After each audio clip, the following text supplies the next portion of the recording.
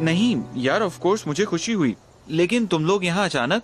मैं सरप्राइज देना चाहती थी, बुरा लगा क्या? अरे नहीं यार, बुरा क्यों लगना है, मुझे तो अच्छा लगा तुम्हें यहाँ देखकर। अच्छा, तो क्या बातें की तुमने और अयाज ने? ऐसे ही, बस इधर उधर की बातें। यहाँ बीच पे आई हुई लड़कियों को नोटिस किया और बस।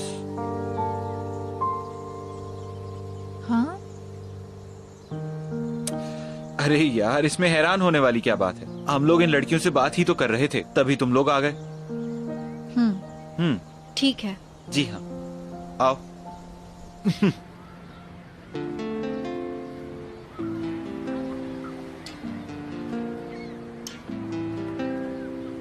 अरे कितनी फिट आई है तुम्हें ये टी शर्ट, बहुत बहुत अच्छे लग रहे हो। क्या जरूरत थी फिजा, कहाँ से लिया तुमने? तौबा, क्या तकलीफ है तुम्हें, क्यों पूछ रहे हो तुम? अब बीच पे आए हैं तो फंकी भी तो लगना चाहिए ना। चलो, अब हमारा वार्डरोब तो पूरा हो गया, बीच पे चलते हैं, ठीक है ना? हाँ क्यों नहीं। हाँ चले।